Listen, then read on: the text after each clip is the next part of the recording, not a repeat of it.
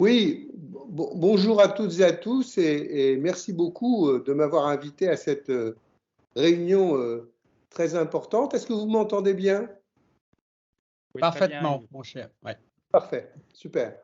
Donc je suis ravi d'être avec Tatiana Baglo pour parler de ce problème d'inhibiteur dans l'hémophilie A, avec quelques informations épidémiologiques et je vais tenter de répondre en partie à une question: est-ce qu'on peut réduire le risque d'inhibiteur chez l'hémophile? Diapo suivante. Donc, les inhibiteurs antifacteur 8 sont aujourd'hui la complication majeure des traitements substitutifs, puisqu'ils sont assez fréquents, on va le voir, et de plus, ils conduisent à une inefficacité du traitement substitutif chez ces patients. Donc, le facteur 8 que l'on administre est alors totalement inefficace. Donc, ils vont aggraver les complications cliniques, la fréquence des hémarthroses et favoriser, bien entendu, l'évolution de la pathologie vers une arthropathie hémophilique invalidante. Diapo suivante. Alors, en fait, vous avez ici à gauche les incidences d'inhibiteurs de haut titre et de bas titre dans l'hémophilie A sévère, et vous voyez aussi en abscisse le nombre de jours d'exposition au facteur 8 qui conduisent à cette immunisation contre le facteur 8. Et vous voyez donc que dans l'hémophilie A sévère, finalement, on a un minimum de 30% des patients qui développent des inhibiteurs, plus volontiers de haut titre, donc ça veut dire supérieur à 5 unités Bethesda, comme on a vu avec Jean Christophe Brie le titrage, et on voit que ces inhibiteurs, ils apparaissent finalement pratiquement tous avant 50 jours d'exposition au facteur 8. Dans l'hémophilie A non sévère, c'est-à-dire modéré mineur, alors qu'on pensait que le risque était relativement bas, on voit sur cette diapositive que ces inhibiteurs peuvent survenir dans un pourcentage de cas qui n'est pas négligeable, supérieur à 15% des patients, mais que leur survenue est plus tardive, après un nombre beaucoup plus important de jours d'exposition au facteur 8. Diapo suivante. Alors en fait, si on considère les facteurs de risque de développer un inhibiteur, ils sont de trois ordres. Il y a des facteurs de risque qui sont liés au patient lui-même. Alors, il est clair, on vient de le voir, que le risque d'inhibiteur est plus élevé lorsque l'hémophilie est sévère, avec un déficit vraiment profond en facteurs, 8 ou 9 d'ailleurs. Et c'est sûr aussi que quand il existe des antécédents familiaux d'inhibiteurs, ça va être un facteur de risque très élevé. Et en fait, la lésion génétique qui est à l'origine de l'hémophilie joue un rôle vraisemblablement, enfin pas vraisemblablement, sûrement déterminant. Il est sûr que quand l'hémophile a une lésion génétique qui conduit à une absence totale de facteur 8 dans l'organisme, le système immunitaire ne connaît pas du tout cette protéine et va réagir de manière beaucoup plus fréquente avec la synthèse d'un anticorps lorsque l'hémophile reçoit du facteur 8. Donc, dès les premières injections, il va développer un inhibiteur. Par contre, lorsqu'un hémophile a une hémophilie A sévère avec un peu de protéines en circulation, eh bien, même si on a un taux inférieur à 1%, avoir 0,8% de facteur 8, ce n'est pas du tout la même chose que d'avoir 0 ou 0,1%. Le risque d'inhibiteur devient beaucoup plus bas. Et donc ça, c'est un élément qui est vraiment déterminant. Il y a d'autres facteurs de risque liés aux patients, notamment des variations génétiques, mais je ne vais pas insister là-dessus. L'autre groupe de facteurs de risque, c'est lié au mode d'administration du facteur 8. On sait que plus le facteur 8 est administré à des doses élevées, répétées, dans un contexte de traitement urgent, pour une chirurgie en urgence, et à un âge relativement tôt, jeune, eh bien, le risque est sans doute plus élevé. Alors, il y a ensuite des risques qui varient en fonction du type de facteur 8 administré chez le patient. L'un des points les plus importants en ce qui concerne cette problématique, c'est les facteurs 8 plasmatiques qui semblent, comparativement aux facteurs 8 recombinants, induire un risque d'inhibiteur plus bas. Diapo suivante. Alors en fait, sur cette diapositive, en rouge sont présentés les facteurs de risque qui sont indiscutables vis-à-vis du risque de développer un inhibiteur, donc notamment la lésion génétique, le génotype, facteur 8 si vous voulez, la sévérité de l'hémophilie, comme je vous l'ai dit, l'histoire familiale d'inhibiteurs, et puis aussi on souligne ici l'origine ethnique du patient. Alors ça concerne évidemment beaucoup les Africains, puisqu'il est malheureusement connu que les sujets originaires d'Afrique ont un risque plus important de développer un inhibiteur que les sujets dits caucasiens, les Européens par exemple. Et donc, on n'a pas encore bien élucidé pourquoi, même s'il y a eu des travaux il y a plusieurs années suggérant qu'il existait des variations des polymorphismes du facteur 8 qui pouvaient expliquer cela, mais ça n'est pas vraiment confirmé. Alors, par ailleurs, vous voyez que dans les facteurs de risque vraisemblables, en orange, le type de facteur 8 administré est indiscutablement un élément capital dans la survenue d'un inhibiteur. Je voudrais insister aussi, en ce qui concerne cette diapositive, sur ce qu'il y a en vert. Là, pendant des années, il y a eu beaucoup d'inquiétudes dans le monde de l'hémophilie sur le risque d'inhibiteurs associé au changement de facteur 8, au switch, ce qu'on appelle le switch. Et en fait, notamment si on passe d'un facteur 8 recombinant à un autre facteur 8 recombinant, ça a été une inquiétude indiscutable. Là, il n'y a absolument aucun élément qui démontre un quelconque risque d'inhibiteur dans ce cas-là. De même, finalement, l'âge au premier traitement, c'est un facteur de risque qui est considéré comme vraiment non significatif. L'allaitement, le fait qu'un enfant soit allaité, soit nourri au sein, ne change strictement rien non plus. Diapositive suivante. Alors, par contre, là, c'est une diapositive qui représente les résultats d'une étude qui a été publiée il y a déjà pas mal d'années par Samantha Gu et qui montre que finalement, le risque d'inhibiteur est plus élevé chez les patients qui sont traités par du facteur 8 à la demande, c'est-à-dire pour une chirurgie ou pour un saignement. C'est la ligne pleine, là, en haut. Vous voyez que le pourcentage d'incidence d'inhibiteurs était bien supérieur à 40% chez ces patients, alors que quand ils étaient traités essentiellement par une prophylaxie, eh bien, vous aviez une incidence environ 10% inférieure de 30%. Donc la prophylaxie réduit en quelque sorte le risque de développer un inhibiteur. Diapo suivante.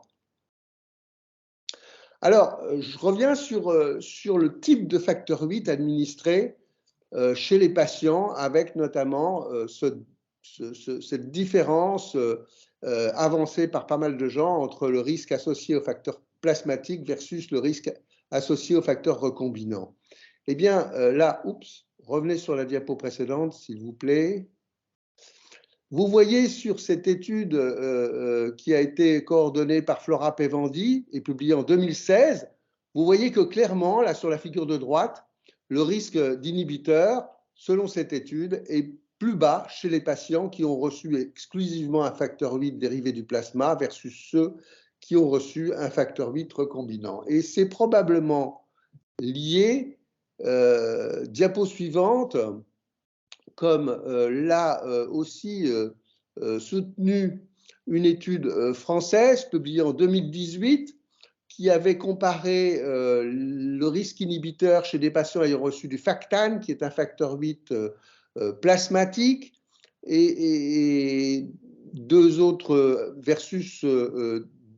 groupes de patients ayant reçu un facteur 8 recombinant. On avait objectivé dans cette étude un risque moindre d'inhibiteurs sous Factan versus sous cogénate, sans qu'on comprenne bien pourquoi une telle différence entre ces deux facteurs 8 recombinants.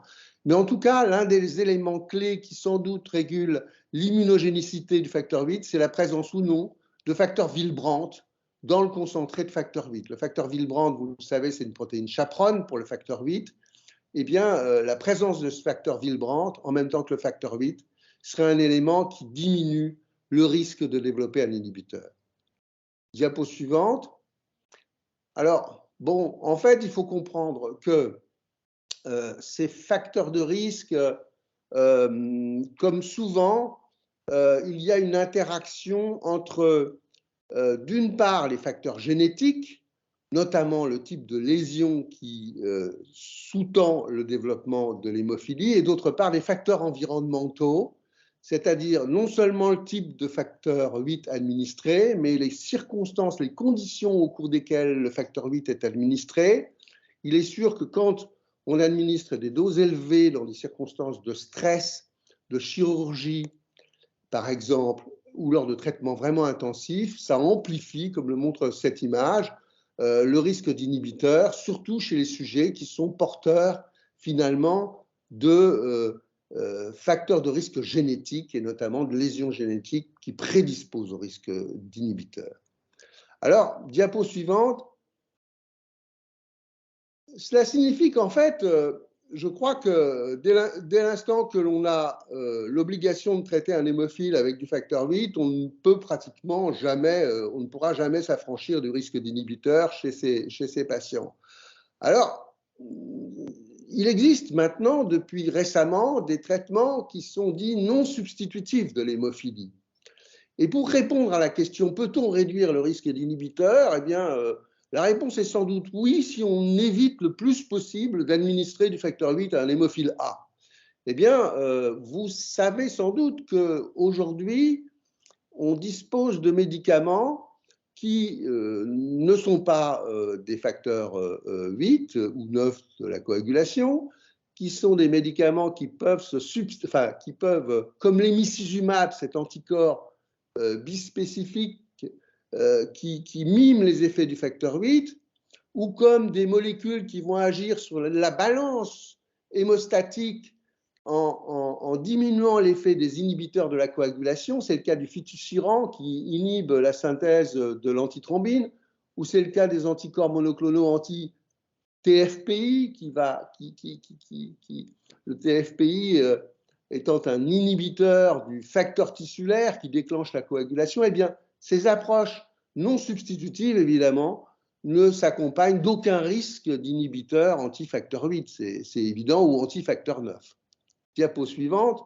Donc, je pense que demain, pour un certain nombre de patients, on va pouvoir, c'est vraiment une question qu'on se pose beaucoup, de savoir si pour certains enfants dont on sait qu'ils sont à très haut risque d'inhibiteur, on n'a pas intérêt à utiliser ces molécules en première intention pour éviter le développement de ces inhibiteurs qui sont vraiment catastrophiques en termes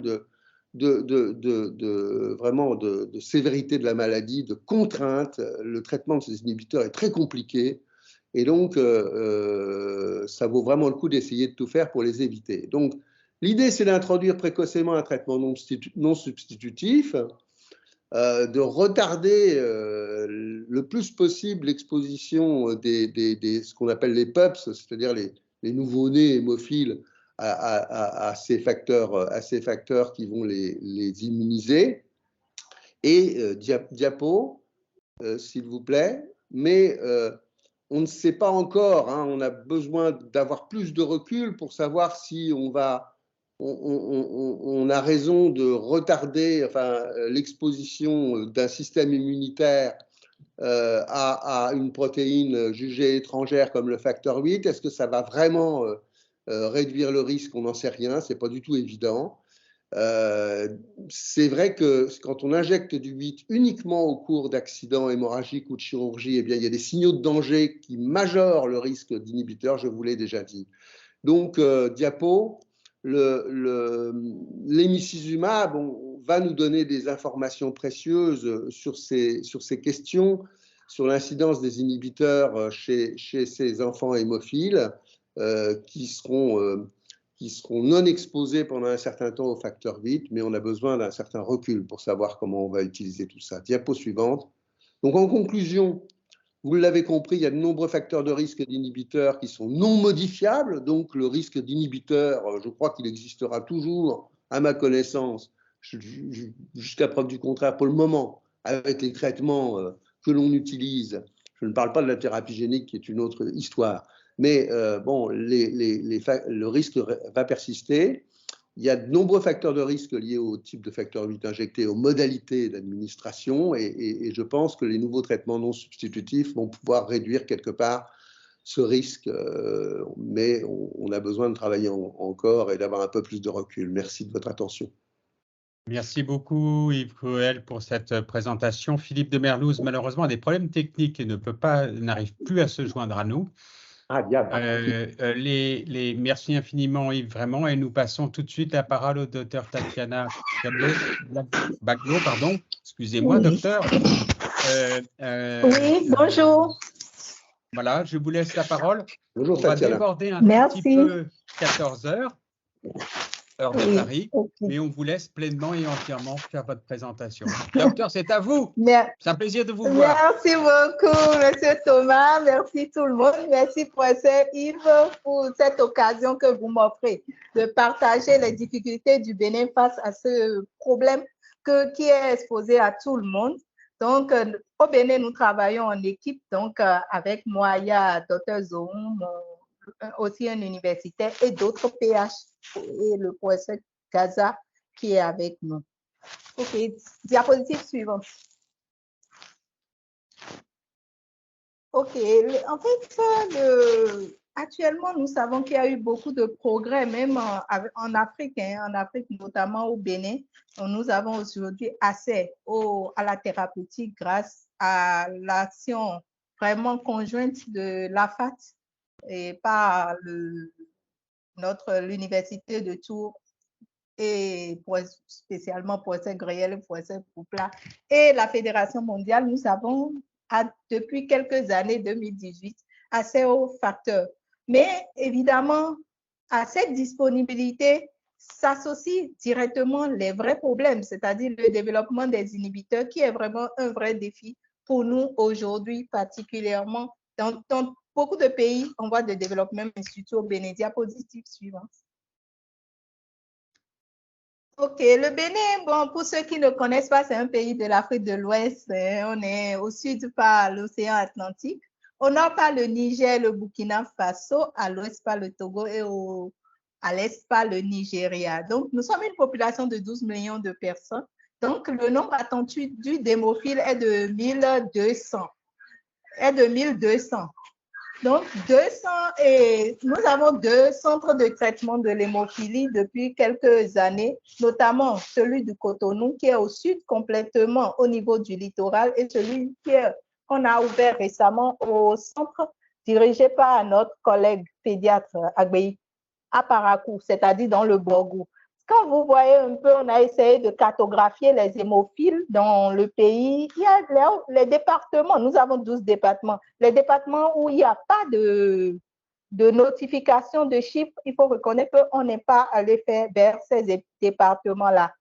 On a beaucoup plus de cas au sud, on suppose, parce que nous sommes localisés au sud et on travaille dans le sud depuis des années. Nos maîtres nous ont devancés pour pouvoir beaucoup travailler. Donc, on est plus connu, l'hémophilie est un peu plus connue au sud que dans le nord, ou depuis peu dans le Borgou, parce qu'on a ouvert un centre, on a commencé par recruter un peu plus de cas. Donc, au total, au Bénin, aujourd'hui, le nombre de cas régulièrement suivis, nous sommes à 127 cas, mais je parle de régulièrement suivis. Il y a certains qui sont perdus de vue, donc je ne peux pas juger de. Donc, parmi les 127 cas, nous avons 123 cas d'hémophilie A.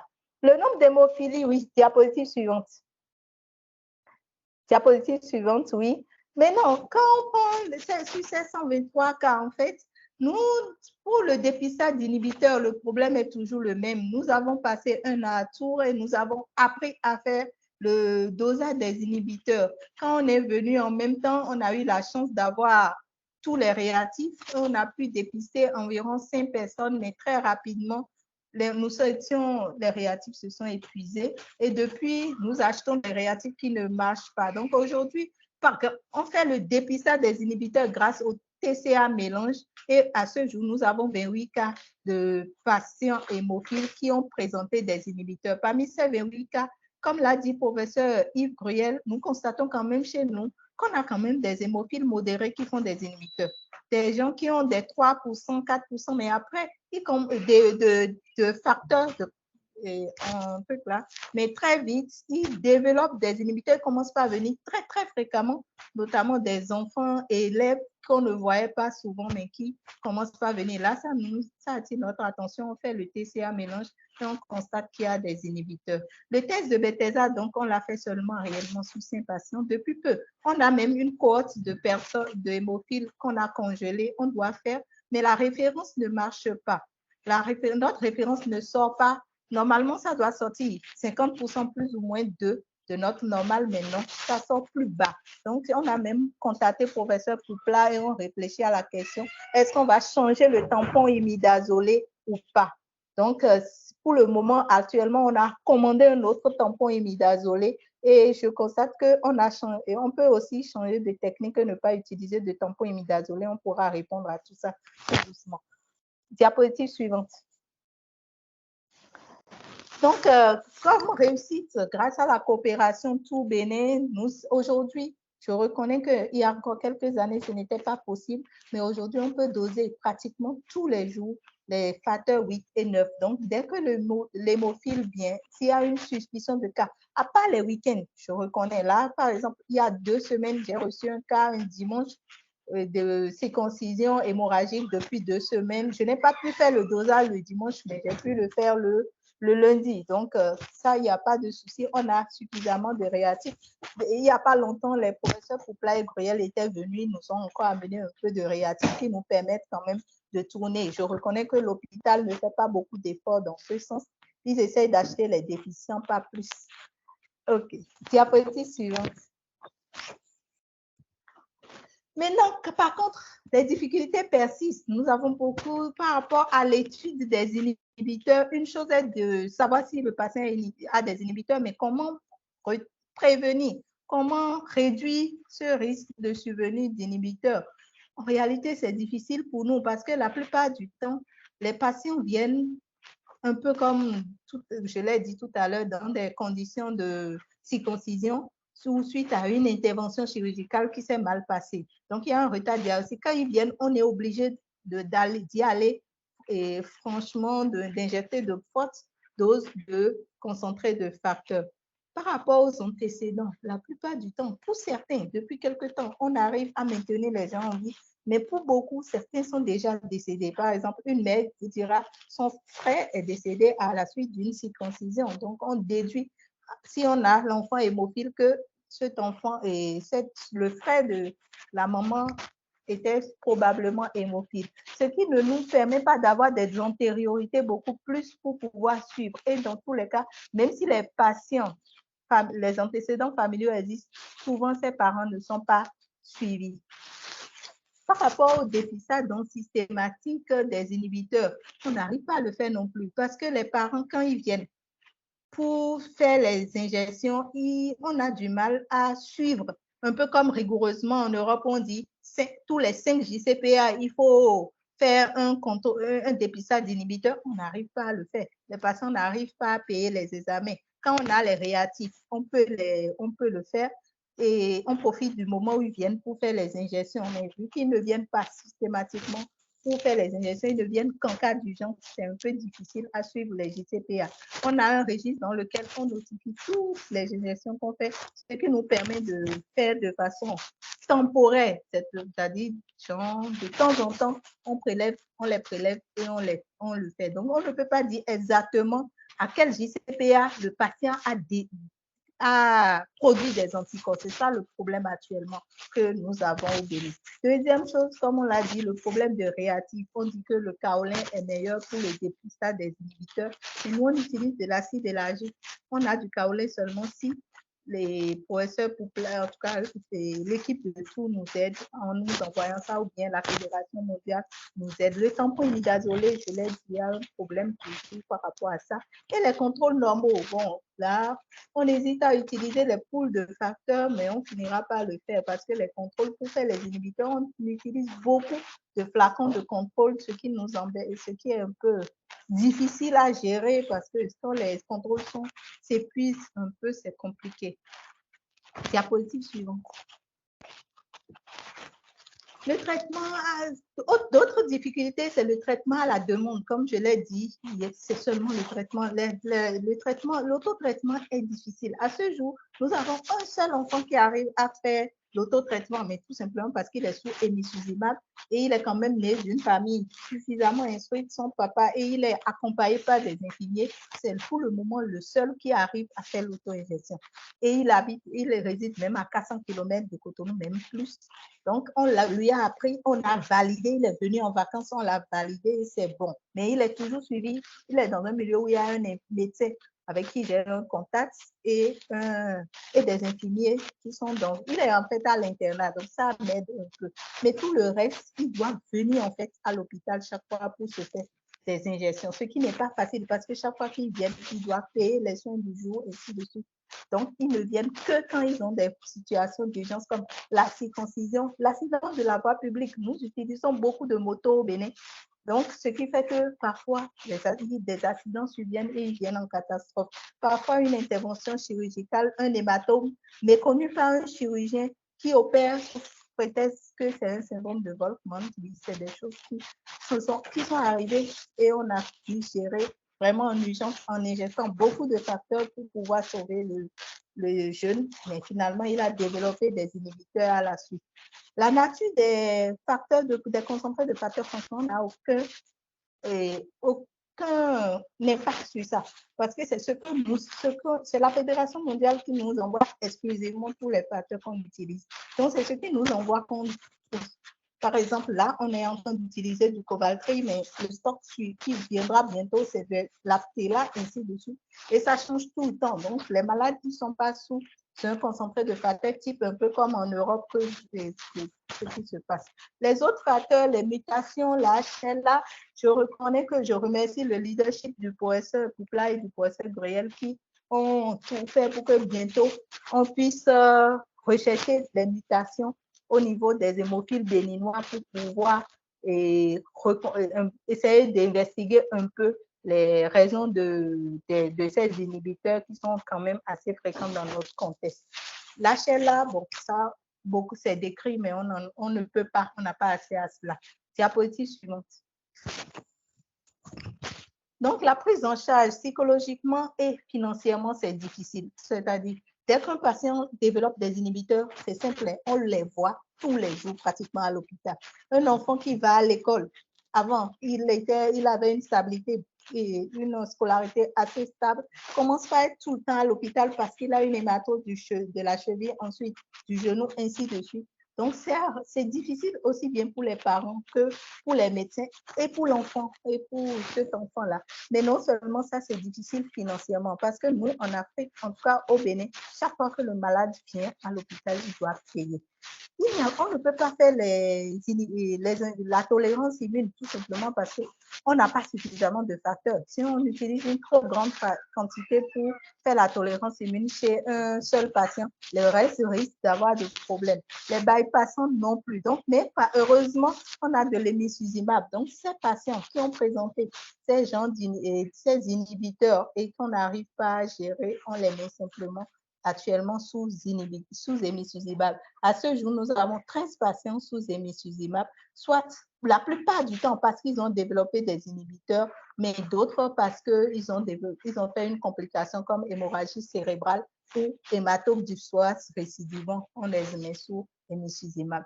Diapositive suivante.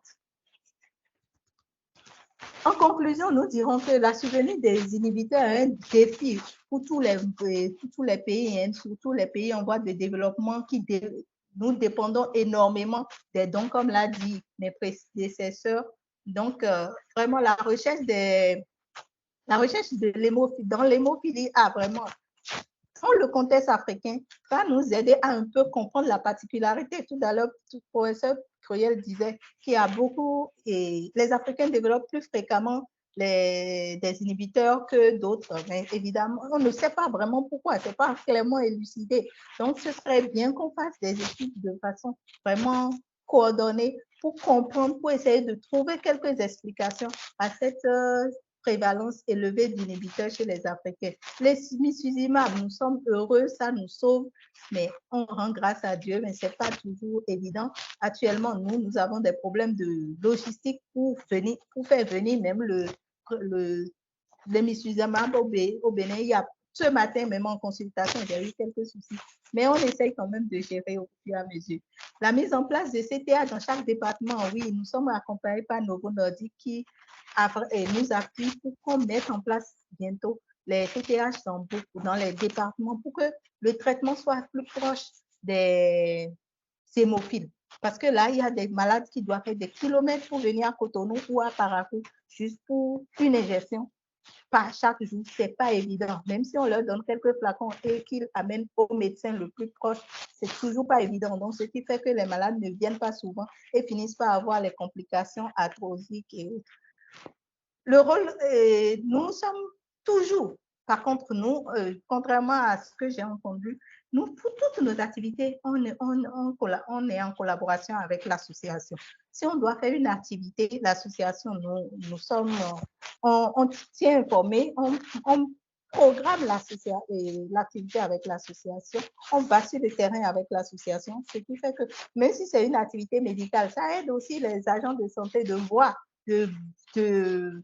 vraiment de façon véridique un hémophile, ça les aide pour comprendre que ce n'est pas que virtuel ce qu'on est en train de dire et que c'est vraiment réel. Et de l'autre côté, nous, si on les accompagne dans les sensibilisations, on leur apporte des informations quand même assez justes pour pouvoir redresser un peu les informations qui circulent en fait. Nous sommes à la fin de notre présentation. Diapositive suivante. Nous vous remercions. Docteur Baglot, merci infiniment. Il est 14h15. Vous avez mené ça avec un train d'enfer tout en restant extrêmement précise. Un grand merci à vous. Je ne sais pas si Carole Betsch est ici présente, mais on va, si elle ne l'est, voilà, Carole, je vous laisse dire quelques mots peut-être avant que j'adresse un au revoir à tous nos participants, leur donner quelques éléments d'information. Mais oui, mais c'est très rapide. C'est juste pour remercier la présence active d'énormément de participants, hein, parce qu'on était plus de 40 à un moment donné. Merci pour l'organisation du webinaire. Et puis, moi, j'ai été ravie de la présentation de la partie associative en première partie. Voilà, ça boucle la boucle. Je veux dire, tout le monde a participé. Et merci pour les présentations qui étaient parfois un petit peu techniques, mais qui nous donnent une bonne vue d'ensemble de ce qui se passe dans les pays concernés. Voilà, merci beaucoup. Merci beaucoup, Carole, pour ces mots. Alors, pour vous dire qu'on se retrouve dans 6 mois, fin septembre, début octobre. Si vous avez des questions, vous pouvez les noter dans le chat encore et on y répondra dans l'envoi qu'on fera dans les semaines qui viennent avec l'envoi de l'ensemble des vidéos, l'ensemble des PowerPoint, etc., qui seront disponibles à tous les participants. Et puis, pour encore donner plus de satisfaction à Carole, parfois les gens étaient 3, 4, 5 devant devant les ordinateurs. Donc, il y a largement plus de 40 personnes qui étaient présentes. Merci en tout cas à vous tous. Merci à Thilad Combaté pour son intervention. Merci au professeur Jean-Christophe Gris qui est arrivé au pied levé. Un grand merci à vous tous pour votre participation, vos questions dans le chat. Et à tous les participants, en particulier intervenants d'Afrique, c'est jamais simple d'intervenir, on n'est jamais sûr des bonnes communications, mais on y est arrivé, et en particulier le docteur Koukila. Donc voilà, merci à vous tous et toutes. C'est des moments importants, je pense, pour notre communauté, de pouvoir partager nos savoir-faire avec une perspective à la fois africaine et une perspective française de collaboration. Et en tout cas, c'est un élément essentiel de lien entre nous et on se retrouve très bientôt. Il est à 14h17. Je suis désolé, on ne peut pas prendre de questions, mais on se retrouve donc dans 6 mois et on se retrouve dans quelques semaines avec le lien qui sera donné par Thilad Combaté vers les vidéos et les présentations. Un grand merci à vous tous et au revoir. À très bientôt. Au revoir.